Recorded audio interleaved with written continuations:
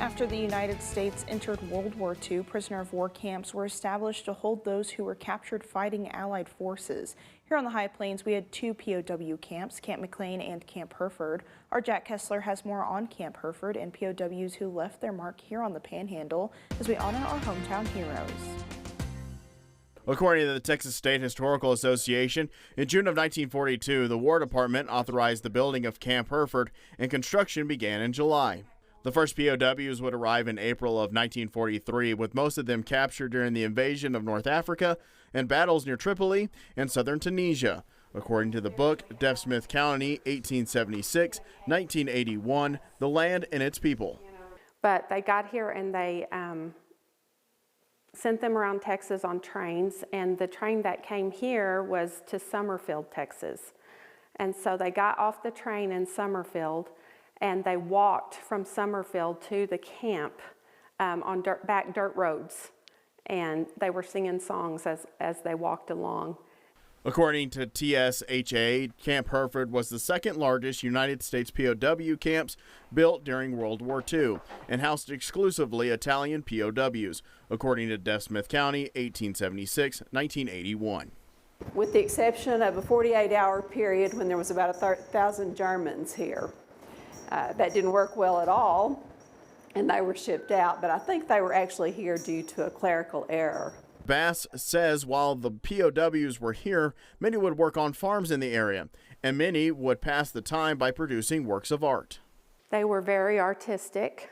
All these paintings they did, the Italian prisoners, these are ladies that worked out at the camp, and they painted pictures of them. These are paintings of the camp, and then they made all of this. You can see the chandelier here they made, and the ashtrays, lighters. We have I don't know if you can see it over here, but we have a tank that is made out of a Coke crate. And they made jewelry out of like nickels and quarters. That artistic ability of some of the prisoners is on full display at St. Mary's Catholic Church in Umbarger.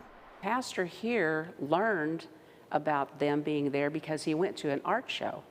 Some of the officers that were there happened to be artists, and they did an art show. And when he saw what they could do, and he knew this church, it was all white. There was no artwork. Stained windows weren't here either yet.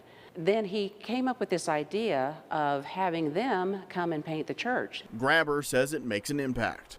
They are always amazed that there's something this beautiful and this unique in this small, tiny town of Umbarger, Texas. They are amazed at how exquisite the art is, and also the fact that the way it came together, the prisoners of war who actually gave their time and put in so much effort that they're always in awe. Camp Hereford was closed in 1946, and only the water tower and camp chapel remained. This chapel was built in memory of the 5 that died while they were interned here. They all died of natural causes, with the exception of one who died from a stab wound from a fellow prisoner. POWs have returned over the years to the High Plains to visit and reunite.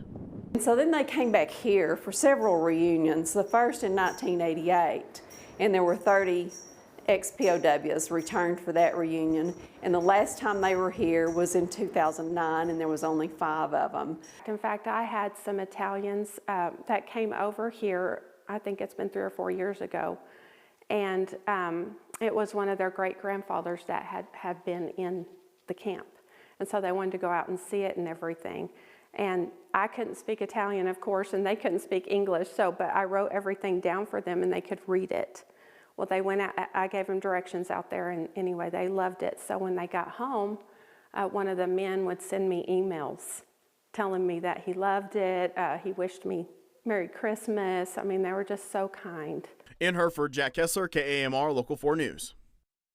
If you would like to see more artifacts from Camp Hereford, Deaf Smith County Historical Museum has an exhibit dedicated to it. The Castro County Museum has replicas of items that were inside the camp chapel.